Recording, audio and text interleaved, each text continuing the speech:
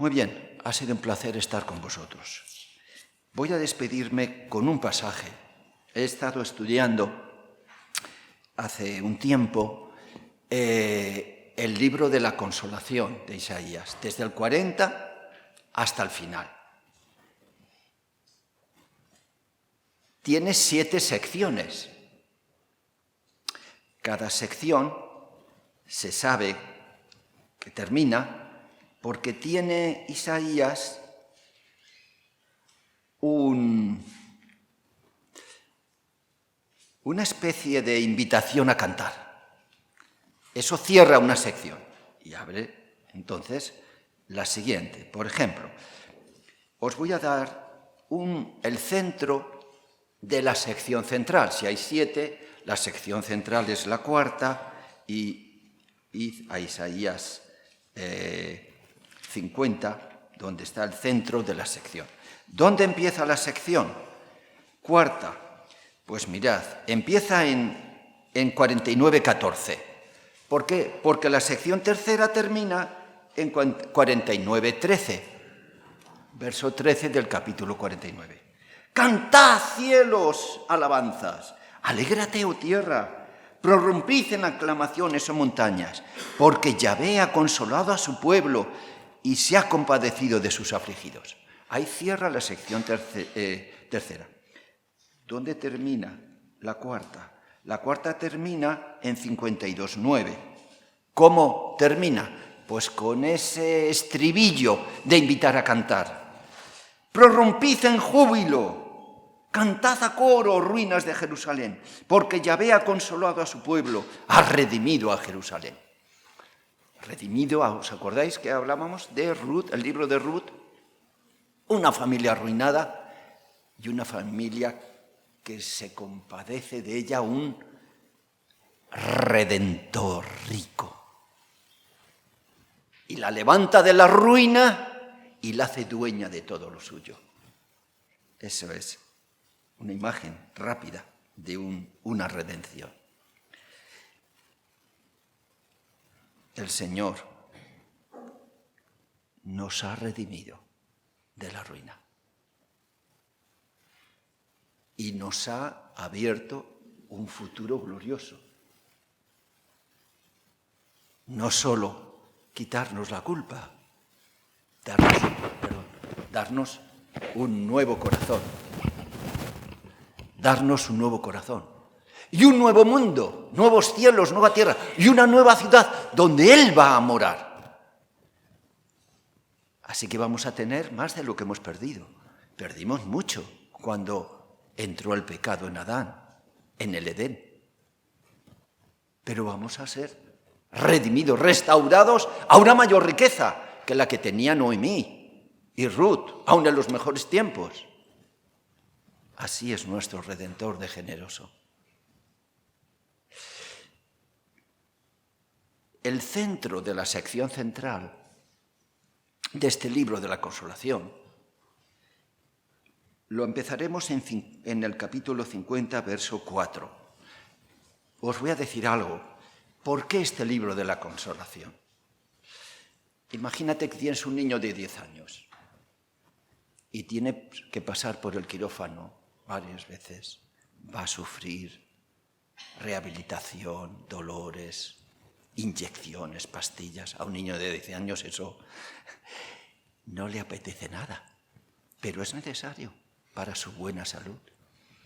Entonces, ¿qué haces tú como padre de ese niño? Pues antes de que pase y que entre en el hospital,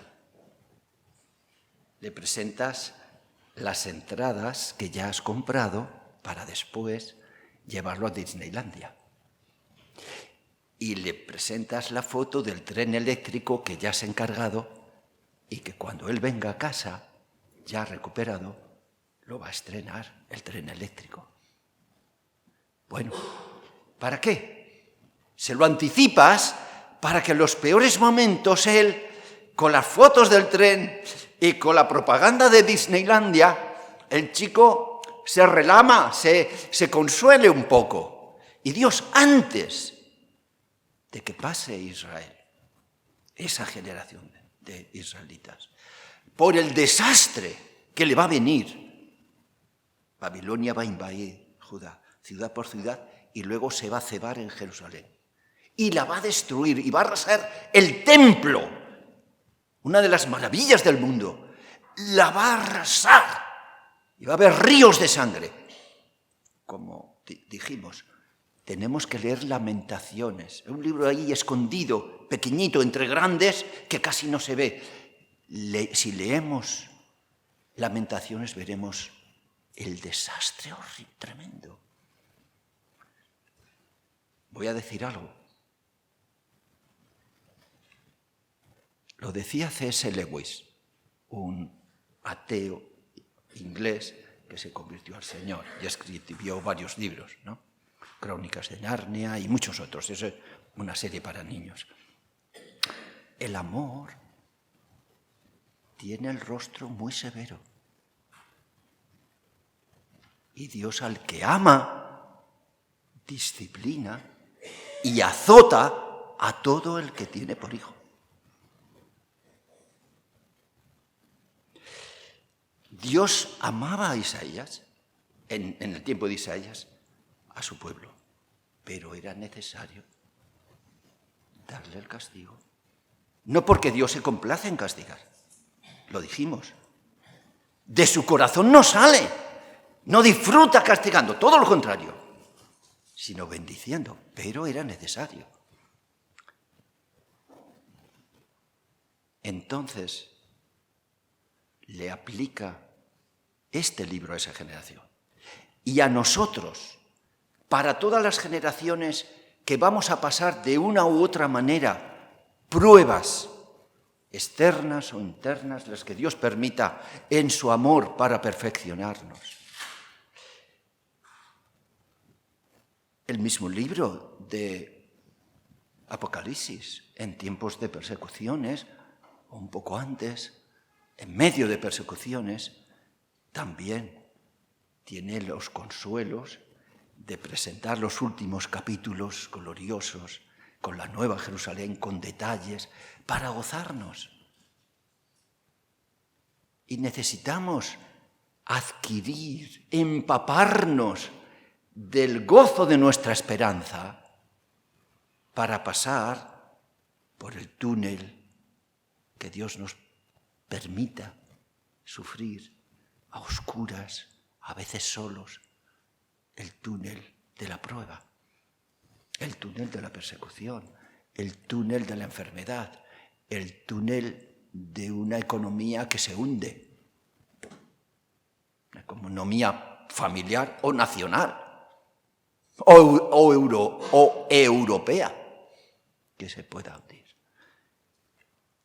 Vamos a ir a 54, verso 4 del capítulo. Adonai es Señor. Adonai Yahvé me dio lengua de sabios para saber sustentar con palabras al cansado. Cada mañana me despierta. Cada mañana despierta mi oído para que escuche como discípulo. Adonai Yahvé me abrió el oído y no fui rebelde ni me volví atrás. Ofrecí mis espaldas a los que me azotaban y mis mejillas a los que me arrancaban la barba. No aparté mi rostro de injurias y escupitajos. Pero Adonai Yahvé me ayudará. Por tanto, no estoy abochornado. Por eso he puesto mi rostro como un pedernal y sé que no seré avergonzado. Cercano está el que me justifica. ¿Quién contenderá conmigo? Comparezcamos juntos. ¿Quién es mi demandante? Que se acerque a mí. Sí, Adonai Yahvé me ayudará. ¿Quién me condenará? Ve ahí que todos ellos se gastan como vestidura, la polilla les comerá. ¿Quién entre vosotros teme a Yahvé y escucha por voz de su siervo? Aunque ande en tinieblas y carezca de luz, confíe en el nombre de Yahvé y apóyese en su Dios. Pero vosotros, que atizáis el fuego y encendéis las teas, Andad al calor de vuestro propio fuego y de las teas que habéis encendido. De mi mano os vendrá esto. Acabaréis por yacer en el lugar de tormento. Este es el centro de la sección central. La sección central, os animo a buscarlos, lo que voy a decir, es todo un quiasmo, que además tiene 7 quiasmos dentro. Así que, si queréis, podéis buscarlos. Pero en estos versículos, que es la tercera de las 4 canciones del siervo que tiene Isaías, que son como ventanas que nos permite el Espíritu de Dios abrir para ver cómo vivía el Señor. El siervo va a venir al mundo 700 años después. El Señor Jesucristo, en los evangelios, apenas sale cómo se sentía, cómo vivía lo que estaba viviendo. Pero el Espíritu de Dios ya nos lo había dicho en estas canciones del siervo. Esta es la tercera. ¿Qué sentires? ¿Qué psicológicamente cómo vivía el servicio a Dios de este siervo fiel? Y a la vez nos va a dar los recursos experimentados por él para vencer cualquier oposición, aun la más dura y cruel. Él es el modelo para que sepamos vencer lo que nos pueda venir.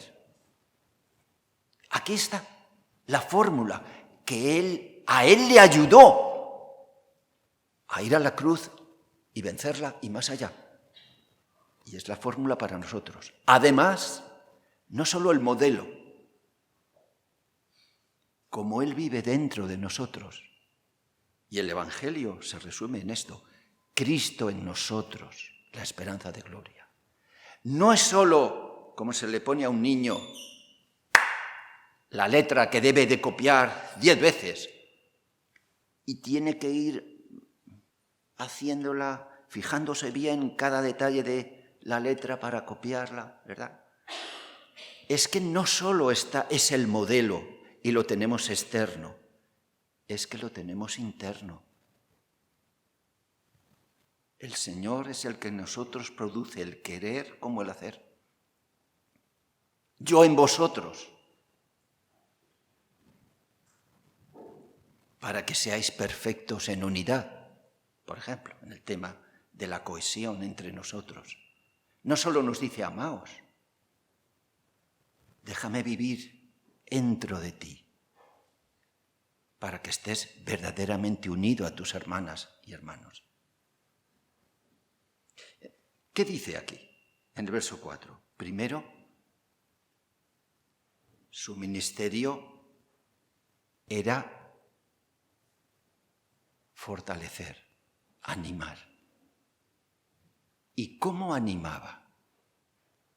¿Cómo suministraba las palabras para vivificar al resto fiel que había?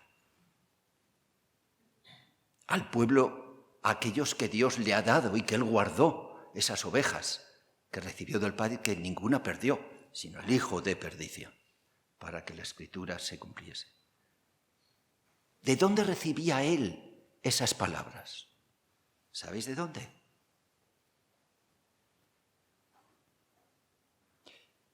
De una diaria relación en la madrugada con su Padre.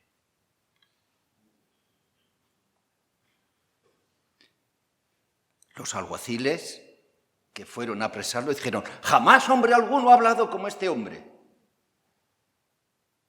Pero él las iba recibiendo día a día, el programa del día y las palabras que debía decir cada día, las recibía de su Padre. Adonai Yahvé me dio lengua de sabios, palabras elocuentes, para saber sustentar con palabras al cansado, al fatigado. Venid a mí todos los que estáis trabajados y cargados, que yo os haré descansar. Esas palabras, ¿de dónde salieron? Pues primero las oyó él de su padre esa mañana. Cada mañana me despierta. Tiene que elegir el cuerpo. El espíritu está presto, pero la carne es débil, ¿no? ¿Es una buena excusa para no levantarnos temprano? Cada mañana despierta mi oído para que escuche como discípulo. ¿Quieres ser usado por Dios? Busca a Dios que te hable. Abre su libro. Sé constante. El Señor habla a quien le busca. Y a veces no es algo repentino. Va a ver hasta qué punto realmente queremos oírle. Y habrá días áridos que parece que no nos dice nada. Pero mi consejo de otros. En tal caso, chupa un salmo. Nunca cierres la palabra sin que te diga nada. No entiendes lo que has leído, es un pasaje difícil. Coge un salmo, llévatelo en la mente, disfrútalo durante el día. Pero Dios, al que le busca, se deja encontrar, le habla. Aquí está el modelo. El buen siervo de Dios madruga y escucha y escucha y lee y lee y lee y lee y lee. Y escucha a veces este mensaje, este programa que tenía el Padre para el Señor Jesús. Adonai Yahvé me abrió el oído y no fui rebelde ni me volví atrás. ¿Qué mensaje ha recibido que dice que no se volvió atrás de ese mensaje? Hijo mío, el camino va a la cruz. Vas a sufrir injustamente, y no poco. Y él no lo rechazó. No lo rechazó. Después explica ciertos detalles de ese programa que ha recibido de su padre. Ofrecí mis espaldas a los que me azotaban. Notad el detalle. Una cosa es que estés así, atado, no sé, donde pondrían a los que le azotan, a una columna o algo. Y entonces desde ahí te azotan, o desde acá. Pero él no es que estuviera así, es que si azotaban desde allí, ofrecía la espalda. No la renunciaba, no se escondía, ofrecía la espalda. Quería hacer la voluntad de su padre, pero no con cierto rechazo, lo menos posible. ¡No! Hacer tu voluntad me ha agradado y tu ley está en el centro de mi corazón. Quiero agradarte, no se haga mi voluntad, sino la tuya. Si es posible, pasa de mí esta copa, pero no se haga mi voluntad. Y ofreció su espalda. Toma, dale. Y mis mejillas a los que arrancaban la barba. Ofreció su mejilla. La acercó. La distancia ahora es mucho menor del ofensor, del verdugo. A distancia te azoto, pero como máximo a la distancia del brazo te arranco la barba. No aparté mi rostro de injurias y escupitajos. ¿Os acordáis? En el pretorio, la soldadesca, le quitan su vestidura, le ponen alguna capa de ahí vieja de púrpura, le ponen la corona de espinas, le dan una caña, como si fuera un rey, para burlarse, Y ahora la soldadesca uno a uno se acerca para rendirle homenaje. Entre juergas, imaginaos, por favor. Cada uno coge la caña, cuando está cerca. Antes se besaba a los reyes, de respeto, por lo menos en el Antiguo Testamento. Besad al Hijo, dice el Salmo 2. Pero cuando va aparentemente a ofrecerle el máximo respeto, prepara su escupitajo y se lo lanza. ¿Y Jesús qué hace? No hace ese movimiento casi reflejo de esquivarlo. No. No, dice aquí. No aparté mi rostro.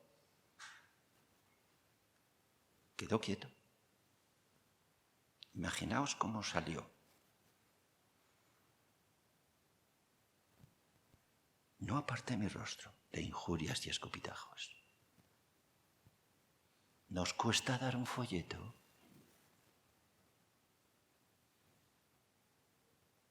¿Nos cuesta dar un folleto que hable de Él? ¿Nos cuesta hablar de Él? Porque a lo mejor Dios dice, no me cuentes eso. Nos desprecian un pelín, un poquito.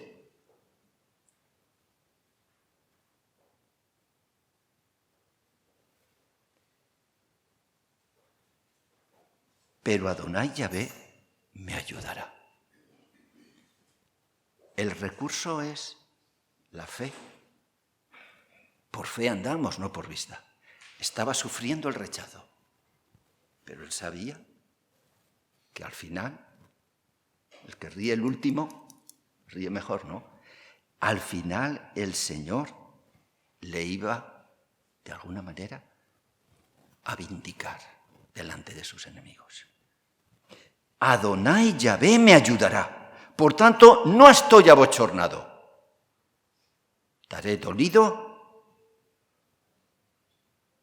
menos guapo, menos estético, con calvas de barba por aquí y por allá, de los empellones que me han arrancado, sucio y asqueroso, todo el rostro, pero no estoy abochornado, pues estoy viendo el después. Estoy viendo, despreció lo oprobio, Hebreos 12. Por el gozo puesto delante de él, sufrió la cruz, menospreció el oprobio, los insultos y todas esas cosas, y los escupitajos. Los despreció, eso no es nada. Y se sentó a la diestra de la gloria de Dios, la majestad de las alturas. Él veía el porvenir. Y eso le ayudó a superar las pruebas.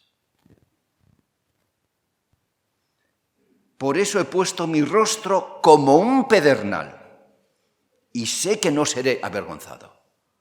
Mirad lo que dice el Evangelio de Marcos. Estaban en el camino subiendo a Jerusalén y Jesús iba delante de ellos. Él sabía dónde iba, pero no iba atrás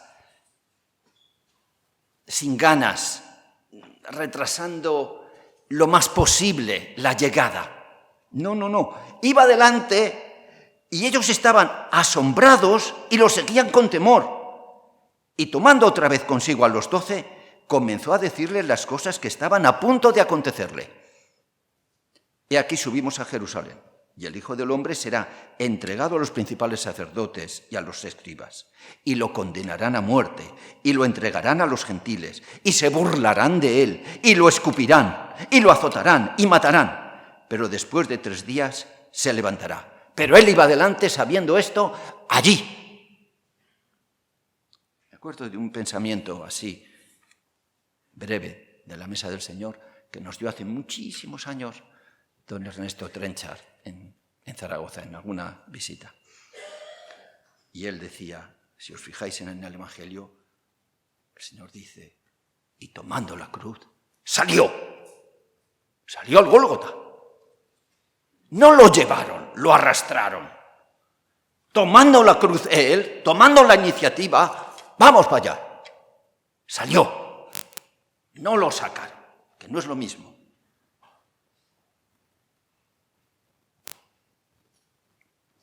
Vamos a servir a Dios como Él.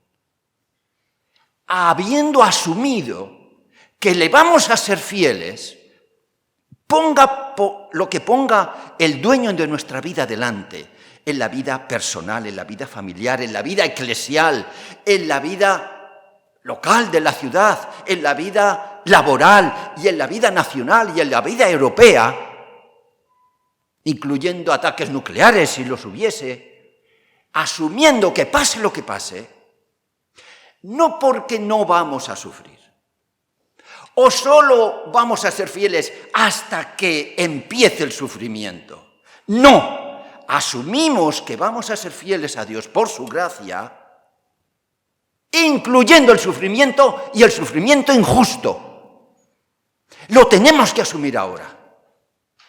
No esperar a que cuando llegue sigo fiel o me echo para atrás. No, lo asumimos ya. Mira el modelo y mira quién está dentro para llevarte por ahí, para tu bien. Job, al final, bendecido. No hasta que tenga que sufrir, sino sabiendo, incluyendo que voy a sufrir. Ya lo doy por hecho. Claro que sí. Vale la pena. Tened por sumo gozo cuando sois probados con diversas pruebas. Nos dice el Nuevo Testamento.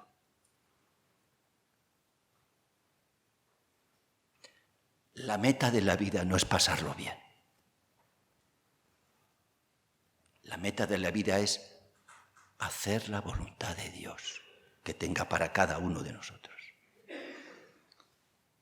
Y en Colosenses 1, del 9 al 14, acordaos de los papelitos, de las oraciones precisas y preciosas.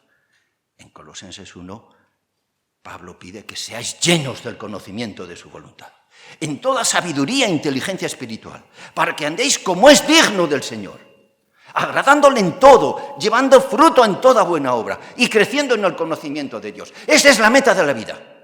La meta de la vida no es enriquecerse, pasarlo bien, no comprometerse, quedar como buen creyente, viniendo, cantando, tal, echando la ofrenda y tal, pero no. La meta de la vida es obedecer al Padre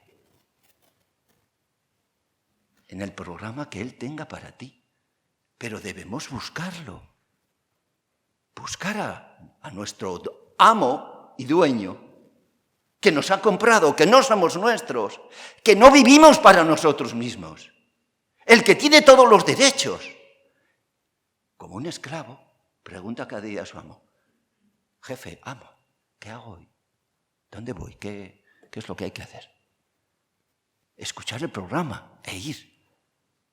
Aunque signifique no lo que te gustaría, en tu comodidad y en la mía, lo que nos gustaría hacer, sino lo que es su voluntad, que es buena, agradable y perfecta, dice Romanos.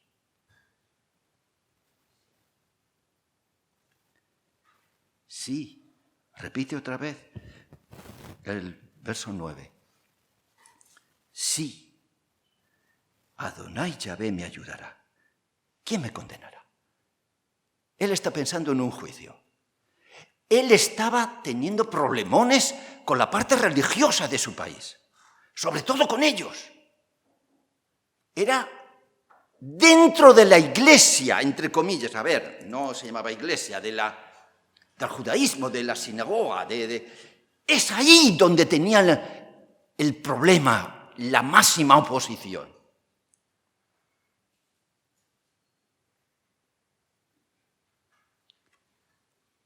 Él tenía una relación con Dios que los demás decían tener y no tenían. Abrir un paréntesis en vuestra mente.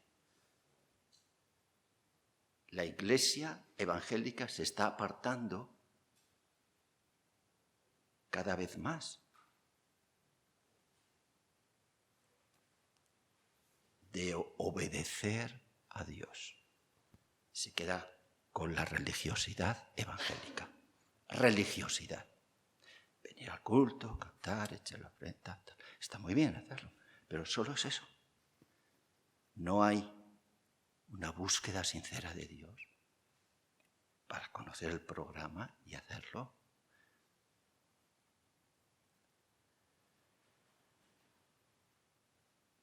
Se están vaciando muchas iglesias de jóvenes, ya no hay conversiones, no se evangeliza, ni se preocupa si se evangeliza o no, ya es un tema superado, el que quiera que lo haga. Ese no es la cosa, es un declive. 40 años hace, allá por los años 80, 82 y tal, que el único tema de todos los retiros, conferencias, artículos de revistas, la renovación. El Espíritu Santo fue machacón. Renovación. No hubo renovación. Lo que ha habido es un declive. Y cada vez los hermanos más celosos de Dios van a encontrar oposición y rechazo, no solo fuera, sino también dentro. No ha llegado aquí, pero yo se lo he oído a David Burr, que conoce bien las iglesias de Cataluña y tal.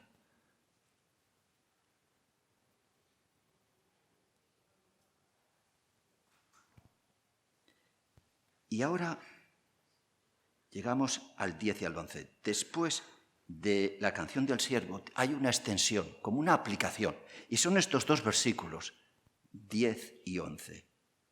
Esa aplicación de la canción del siervo. ¿Quién entre vosotros teme a Yahvé y escucha por voz de su siervo? Aunque ande en tinieblas y carezca de luz, confíe en el nombre, en el carácter de Dios y apóyese en su Dios.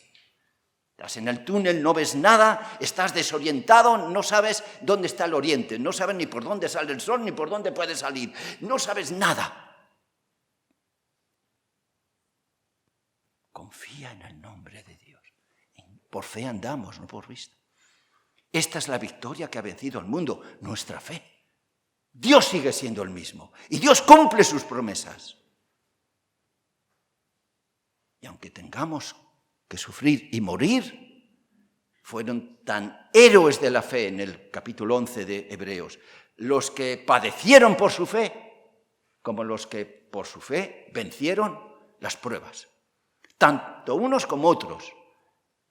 No era menos fiel Juan el Bautista y le cortaron la cabeza que otros. No era menos fiel Jacobo cuando fue apresado y le cortaron la cabeza que Pedro, que fue sacado de la cárcel. No era, este fue sacado porque tenía más fe. No. Porque el programa de Dios para cada uno de ellos era diferente.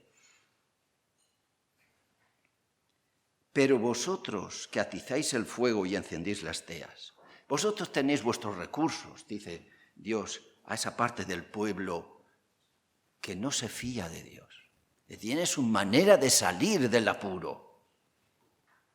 Busca los recursos humanos para no depender de Dios. Pues andad al calor de vuestro propio fuego, de las teas que habéis encendido. De mi mano os vendrá esto, acabaréis por yacer en el lugar de tormento. Dos destinos, dos actitudes. Fiarse de Dios, aunque no vea nada, aunque sufra mucho e injusto, y un sufrimiento injusto, o apoyarme en mi propia mente. Ya nos dice Proverbios, ni apoyarse. No estribes en tu propia prudencia. El estribo en caballo donde te apoyas para subir. Ni siquiera eso. Confía en cómo es Dios. Lo que ha dicho lo cumple. Agarrémonos a la palabra. Entreguémonos a la búsqueda de Dios. El mundo nos está educando sin darnos cuenta. Todo nos está educando. Los programas de la tele, las películas, todo nos está educando en el sentido contrario. Necesitamos el antídoto de ese sutil veneno que se nos va metiendo para que tengamos el concepto del mundo que interesa al sistema y al Satanás. Y metámonos en la palabra para limpiarnos de esa sutil enseñanza continua como la lluvia continuamente cayendo, dándonos una idea del mundo totalmente diferente, exaltando al hombre, a la ciencia, a la vaca sagrada. Oh, si lo dice la ciencia o los científicos. Fiémonos de la palabra desnuda, preciosa, maravillosa de Dios. Sumerjámonos en ella para bendición nuestra y de nuestros hermanos. Que Dios os bendiga. Oramos.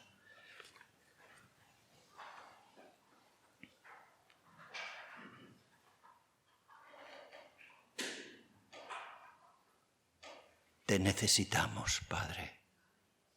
Te necesitamos completamente para ser lo que tú nos has llamado a ser. Te agradecemos lo que nos has dado en estos días de tu palabra. Señor, guárdalo en nuestra mente.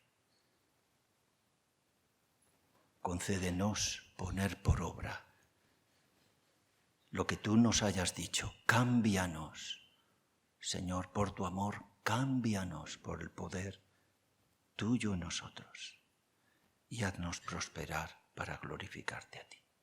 En el nombre de Cristo Jesús. Amén.